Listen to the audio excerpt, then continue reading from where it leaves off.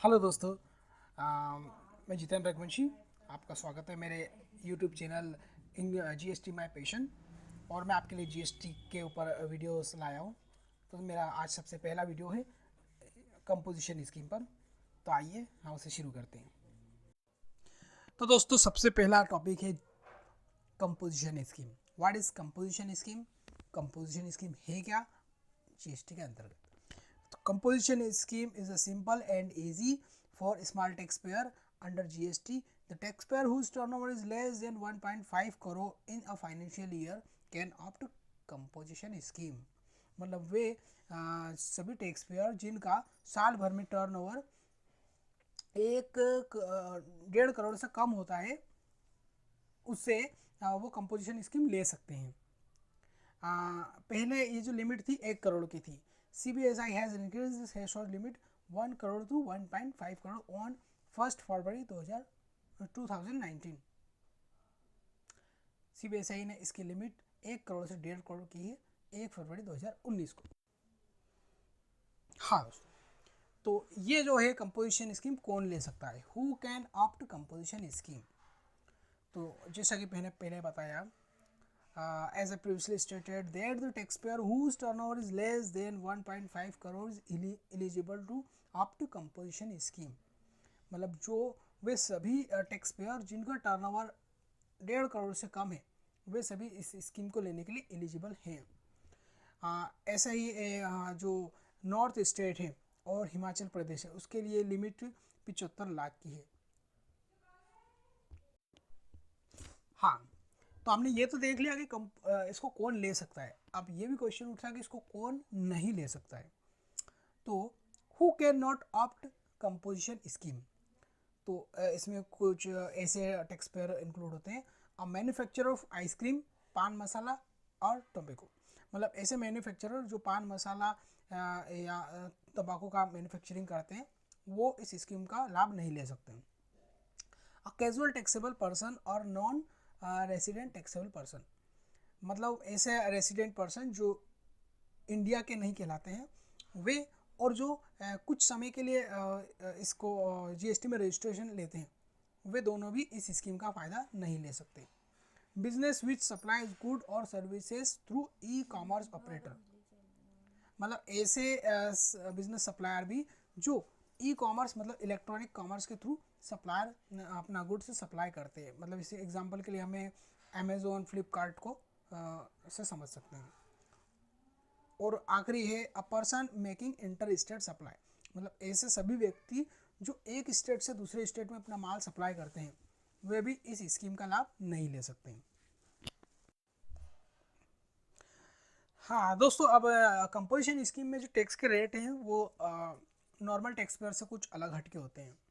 तो यहाँ 3 कैटेगरी में टैक्स रेट हैं। सर्विस प्रोवाइडर, सर्विस प्रोवाइडर यहाँ पर 6% टैक्स पे करता है। मतलब यहाँ पर 3% SGST और 3% CGST होगा। Manufacturer and trader supply, traders मतलब इसमें जो मैंने पहले बताया कि टोबैको और आइसक्रीम मैन्युफैक्चर को छोड़ के अदर सभी मैन्युफैक्चरर के लिए 1% जीएसटी का रेट रहेगा, जो कि 0.5% SGST और 0.5% CGST है। ऐसे ही आता है रेस्टोरेंट सर्विसेज।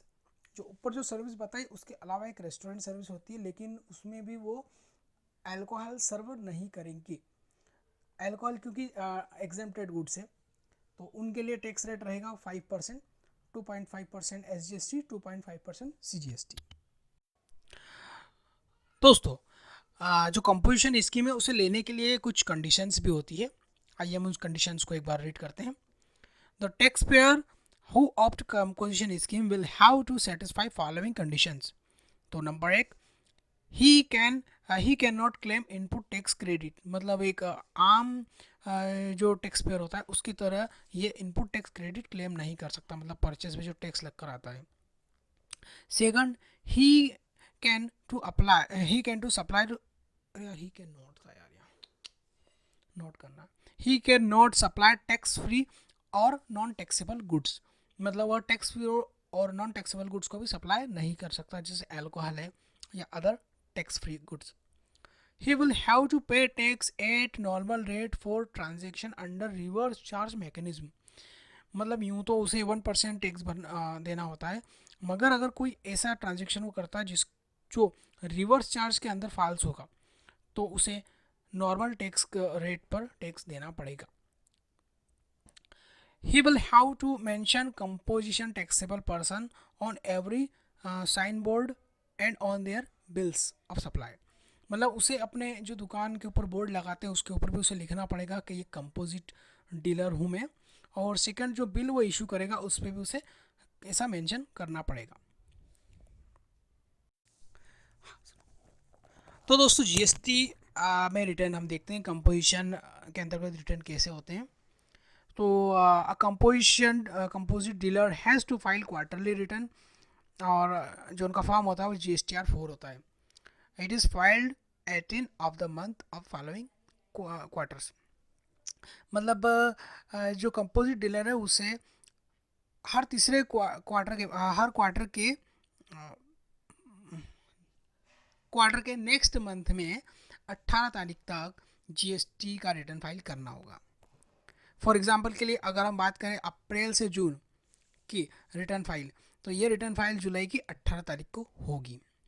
और दूसरा होता है इसमें GSTR 9 जो कि एनुअल रिटर्न है. Annual return will be filed once in a year. जो एनुअल रिटर्न है वो साल में एक बार भरा जाएगा.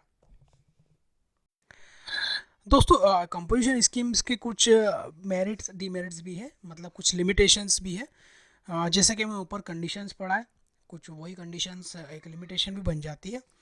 तो सबसे पहले इसकी हम अगर एडवांटेज की बात करें तो ledger compliance, returns, maintenance books and record, issuance invoices. मतलब कंपोजिट डीलर को एक इजी वे में एक ही रिटर्न फाइल करना होता है, उसे कोई बुक्स मेंटेन करने की ज़रूरत भी नहीं है. इनवॉइस भी वो एक बिल ऑफ सप्लाई इशू करेगा, उसमें कोई टैक्स लगाने की ज़रूरत नहीं है. दूसरा आता है लिमिटेड टैक्स लाइबिलिटी. मतलब इसकी लाइबिलिटी जो होती है कंपोजिट डीलर की वो केवल 1% टैक्स उसे हर क्वार्टरली के रिटर्न पर फाइल कर देना है. High liquidity as tax rate at lower rate. मतलब क्या होता है कि टैक्स रेट तो लोअर है और इसकी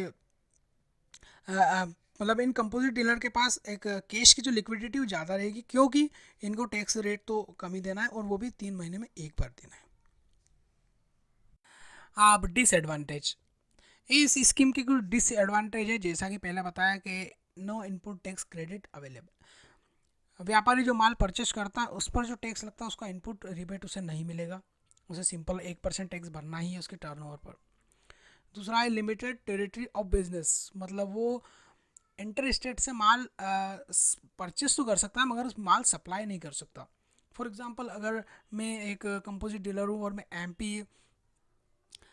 मैं गुजरात से माल ख़रीदना चाहता हूँ तो मैं माल खरीद सकता हूँ, लेकिन अगर मैं गुजरात को माल बेचना चाहता हूँ गुजरात के किसी डीलर को तो मैं उसे बेच नहीं सकता, मुझे इसकी परमिशन नहीं दी है. The tax payer can not supply non taxable goods. मतलब एक कंपोजिट सप्लायर जो होता है वो नॉन टैक्सेबल गुड्स में डील नहीं कर सकता. और थर्ड है normal dealer do not like to buy from composite dealer. चूँकि कंपोजिट डीलर टैक्स वाला बिल इशू नहीं कर सकता, इसलिए एक नॉर्मल डीलर उससे माल नहीं खरीदेगा क्योंकि उसे भी इनपुट टैक्स की रिबेट नहीं मिल पाएगी. दोस्तों तो ये मेरा था GST पे एक छोटा सा वीडियो. मेरा प्रयास था कि आपको इसमें ज़्यादा से ज़्यादा चीज़ें समझ में आए, मैं अपनी लेमन लैंग्वेज में समझा सकूं. प्लीज़ अगर आपको इसमें कुछ क्वेरीज हो, कुछ मिसिंग लगे या आपको कुछ और पूछना हो तो आप कमेंट्स बॉक्स में मुझे लिख सकते हैं. और thank you for watching my video.